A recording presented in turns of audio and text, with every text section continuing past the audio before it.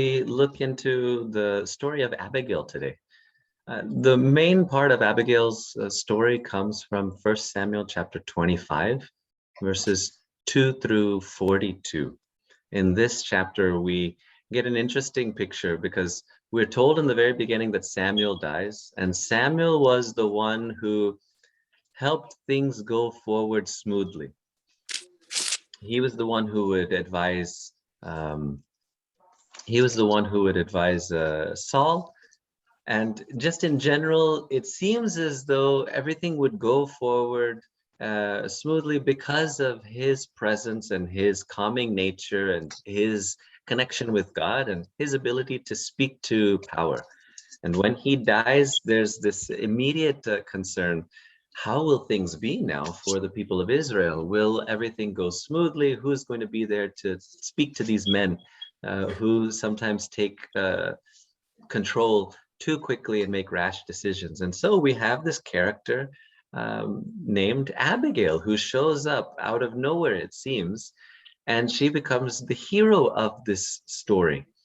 And I think this is a way for the biblical writers to just kind of let the reader know that God is working in many ways. And even when someone as significant as Samuel passes, God's still going to be in control because he still has his people working in the land, and he will work through them. The character Abigail is not mentioned immediately. If you just go and read the very first part in verse 2, we start off by being introduced to a nameless wealthy man. We're not told the name of this character at first. We're just told how very wealthy he is. And then we're introduced to the character named Nabal or Naval and his wife Abigail. Immediately, if we're reading this, we're going to be thinking that, oh, this man must be a good person because he must be, since he's wealthy, he must have been blessed by God. And then when you hear the name, you understand why the author did not start by telling you his name. Later on in the story, we'll find out that the husband's name means fool.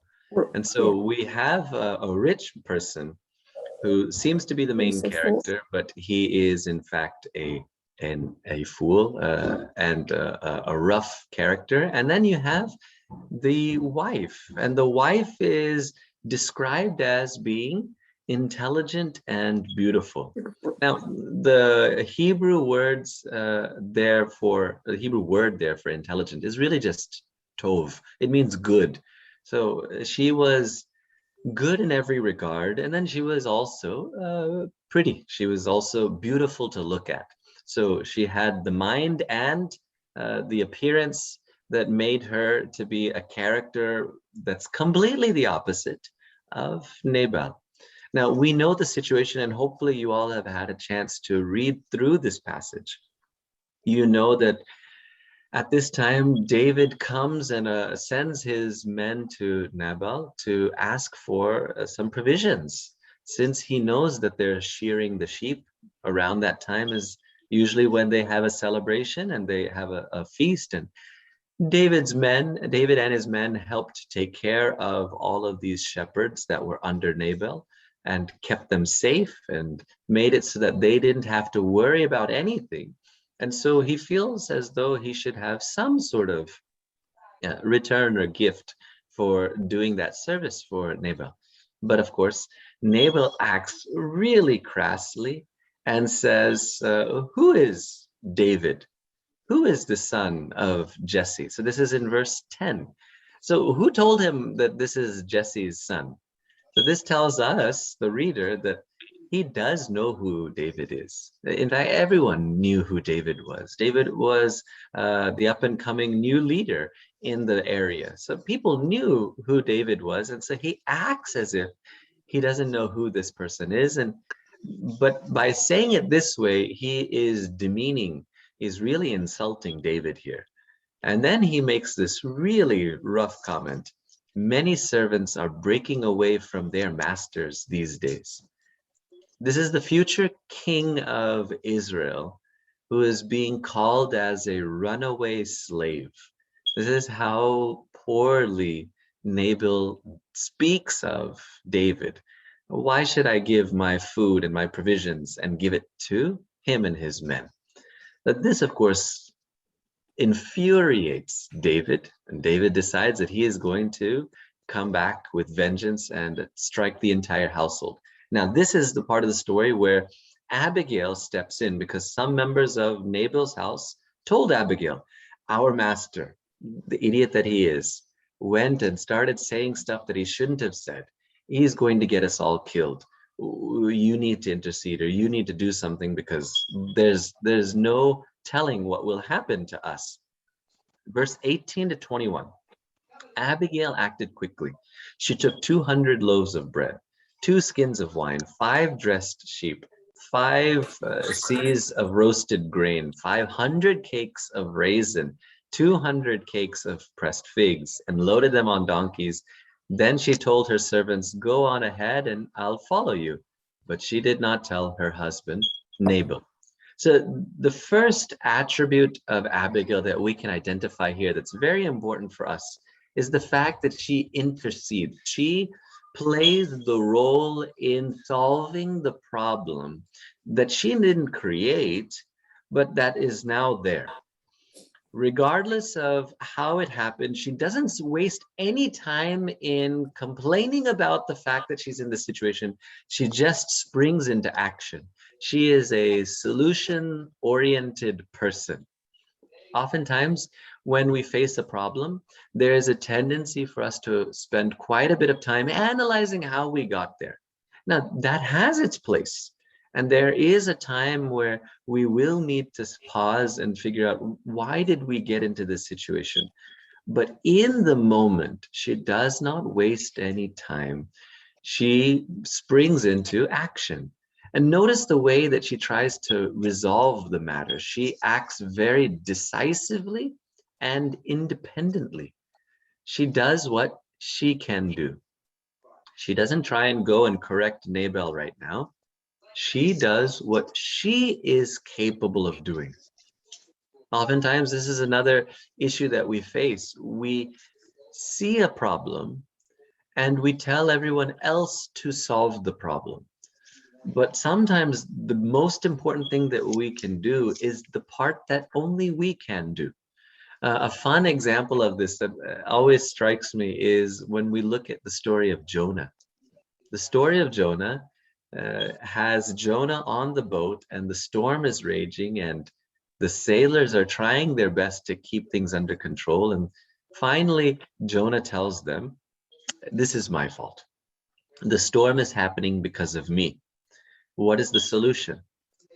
He tells them to throw him overboard. Now, at any point in time, Jonah could have just jumped overboard himself. But even he doesn't do the one thing that he is capable of doing. He passes that on to someone else to do. In that situation, fine, they were able to do it. But it aggravates the problem, because if you go back and read the story, they don't want to do this. They try their best and they throw the cargo overboard. Finally, they throw him overboard. And so this is a delayed solution, and it puts the responsibility on everyone else. As a strong woman, she does what she is fully capable of doing, and that's what's important. And she does bring a lot of things with her, but I would say that the best thing that she brings with her is her mind and her words. She is able, when she meets David, to use her words in such an eloquent way that it's able to calm the situation. Yes, of course, bringing all those provisions makes a difference, but I think it's the fact that she uses her intelligence to solve the problem that really sets her apart and makes her the opposite of her husband, who used, his lack of intelligence to make the problem in the first place. Now, when we look at verse 24 to 25, so now Abigail comes and meets David, and David, of course, says that he's angry, perhaps rightfully so. Verse 24, she fell at his feet and said, pardon your servant, my lord. Let me speak to you. Hear what your servant has to say. It's interesting, right? She is asking for forgiveness. She is asking for pardon. Some translations might sound a little different. It's almost as if she is apologizing for the problem that is at hand. Now, is this false humility? Like, why is she taking the blame for this? She didn't do it. Isn't she innocent in this matter? So she is not taking the blame for what Nabal does. She instead is saying that it is her responsibility because she wasn't there to make a difference. If she was there, she would have been able to assess the situation. So she's apologizing for her responsibility. Now, that's also very important. If there's a problem in our home, it's not our fault that the children or the husband or the work situation is the way that it is. But sometimes we have to recognize our role to play in that problem. Very, very rarely will you have a problem that arises in which we are completely 100% innocent of. Oftentimes, we will be able to identify, if we're humble enough, the small to large role we ourselves have played in either creating the problem or in allowing that problem to happen. um, my kids are not doing well in school. Well, maybe I need to take responsibility for the fact that I can spend a little bit more time with them, or I shouldn't let them spend as much time in front of the TV, right? So these are things that I tell myself, at least. In your situation, it'll be different. So what is it that we can take responsibility for? For that, she asks for forgiveness. And she does later on, and when you read forward in verse 25, pay no attention, my lord, to that wicked man, Nabal. He is just like his name. His name means fool, and folly goes with him. So here, Abigail does not ignore the fact that her husband created this problem. She is not sugarcoating it. She is not trying to brush it under the rug. She's very honest about it. Yeah, no, there is a problem, and he definitely played the major role in creating the problem. But notice the point of Abigail going out to David is not to throw her husband under the bus, so to speak.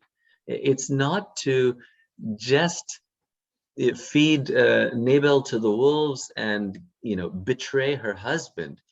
She's in fact going out there to save her husband.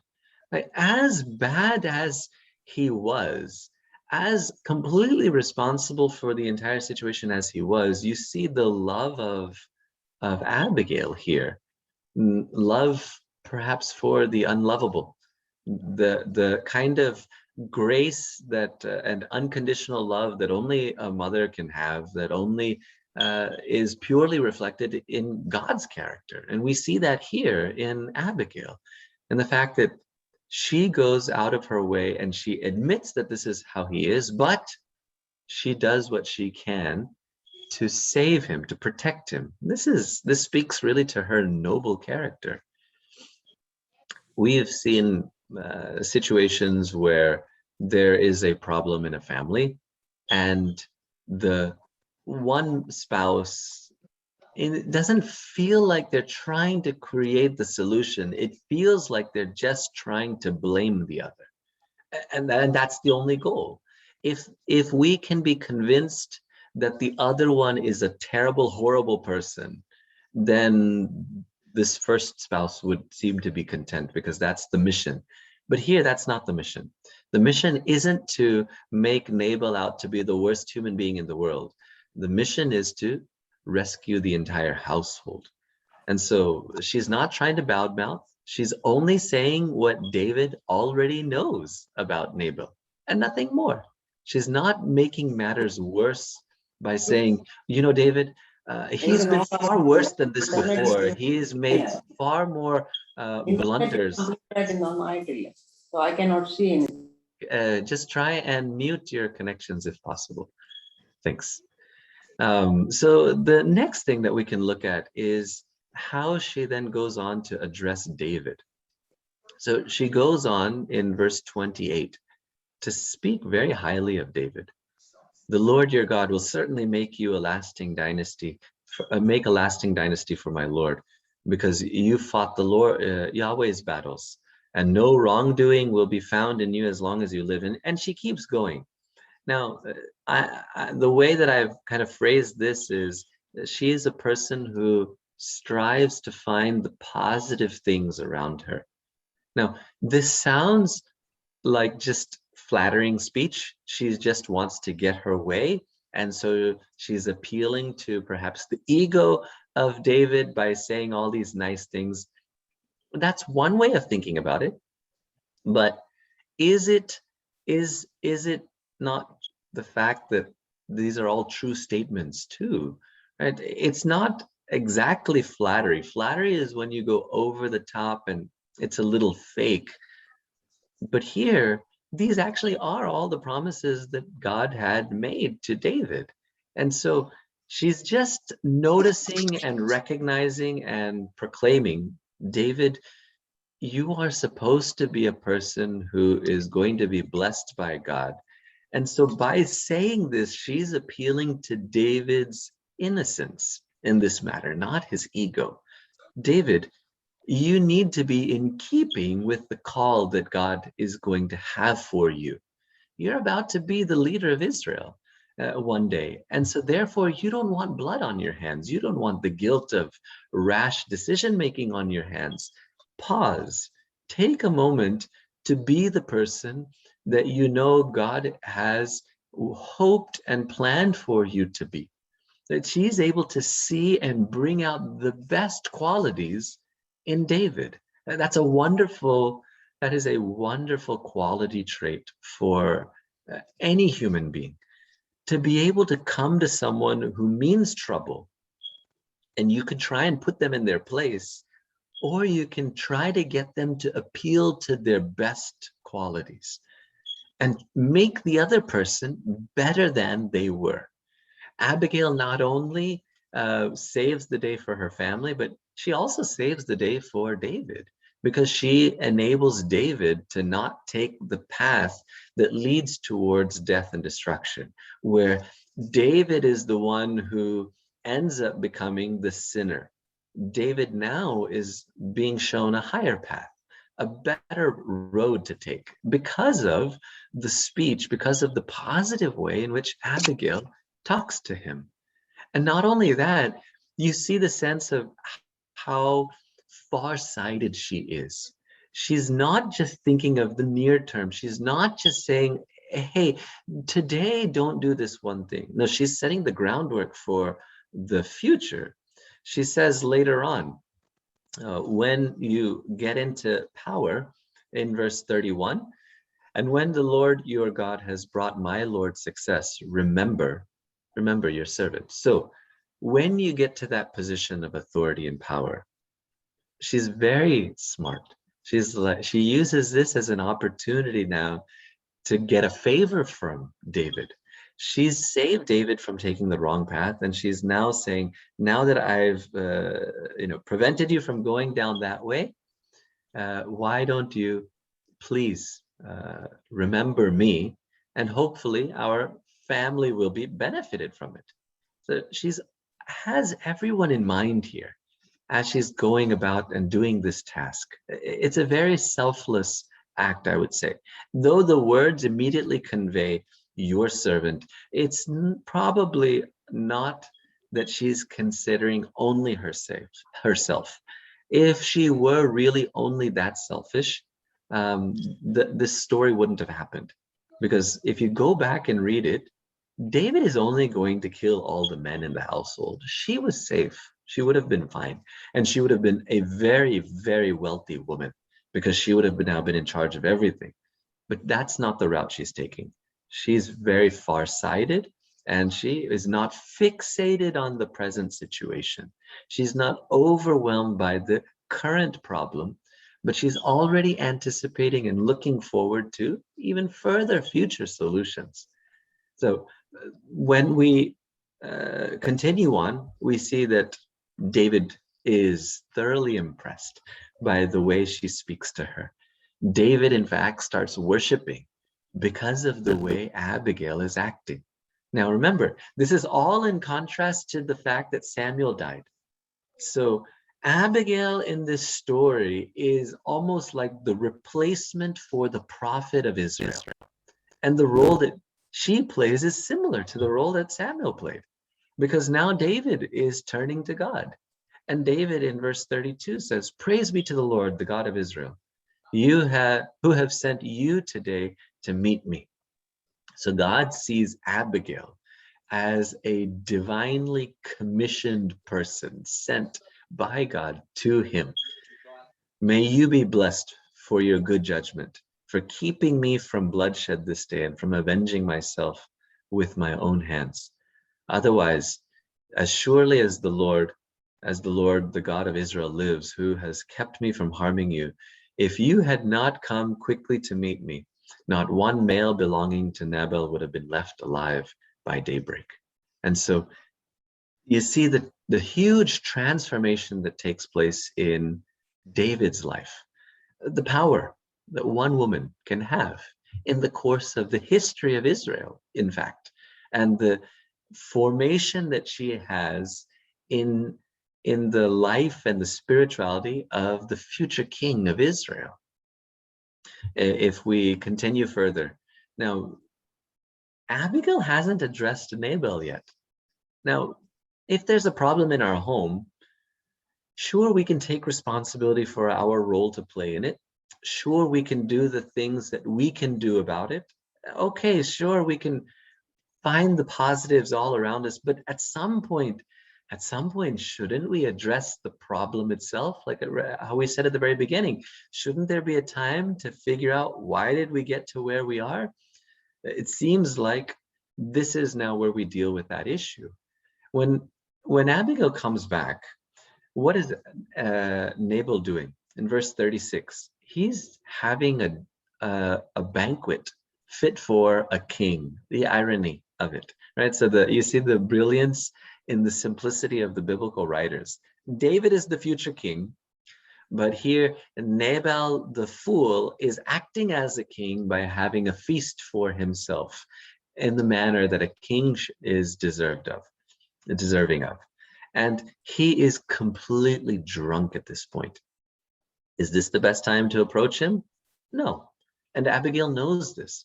So Abigail says nothing until daybreak.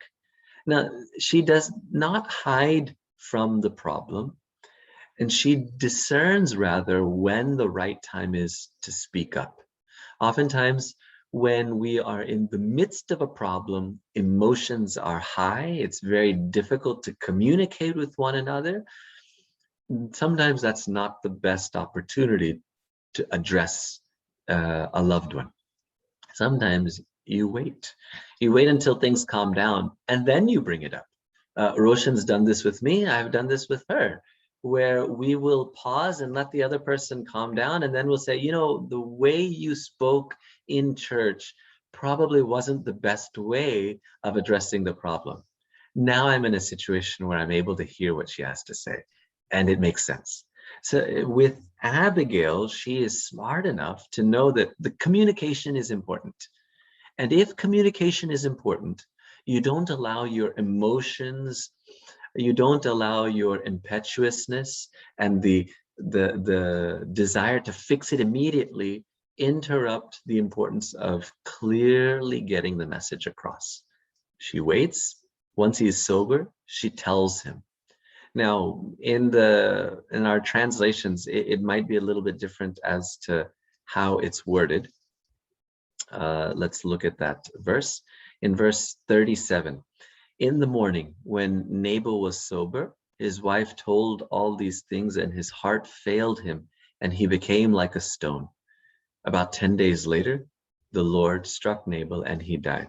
So the phrasing or the Hebrew words that are used there, it could mean many things. It could mean that he experienced a heart attack, and then he was in a coma for the next 10 days. It could be that he was just so down in spirit that he just felt horrible for the way that he acted, or embarrassed about how his wife saved the day and solved the problem. Or it could mean that he had a seizure, or that he suffered from a stroke. Whatever it was, he doesn't die then. Something strikes him, and then later on, he eventually passes away. We don't want to read too much into that, but let's just at least note that God does intervene. And even David sees this as God's intervention.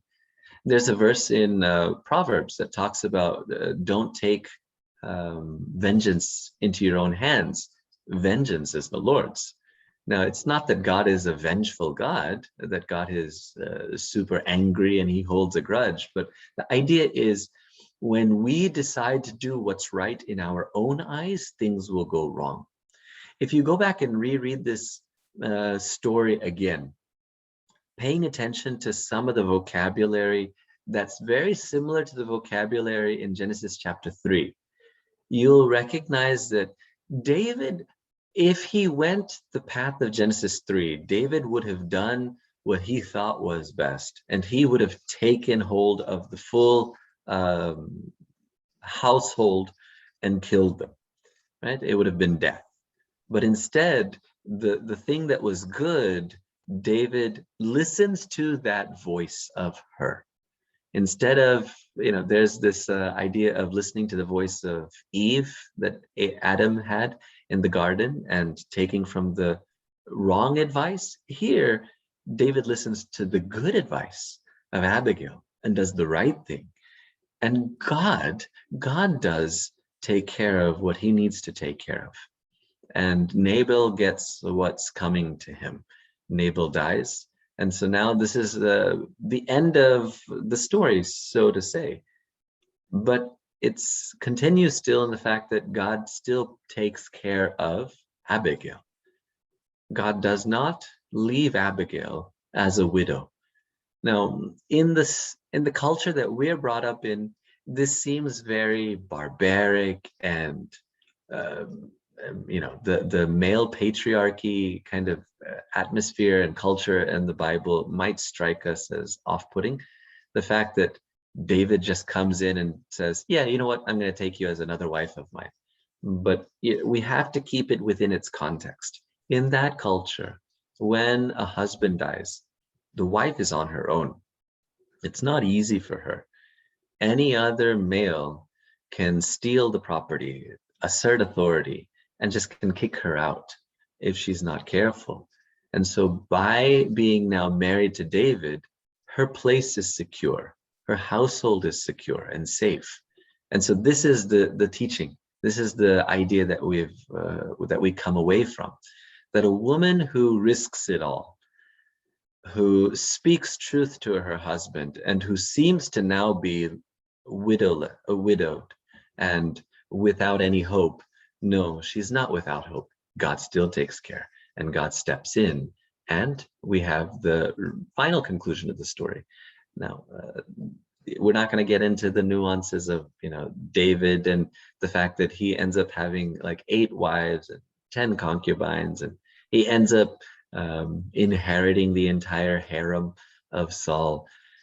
Yes, there still are all those issues and problems that end up getting sorted out until we get to the New Testament time, and the firm and clear teaching is again re-emphasized: one man, one woman.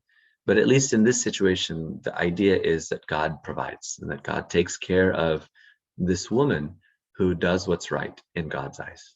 So we'll pause there. If you have any questions, we can, or any of your own reflections, we can take that at this time.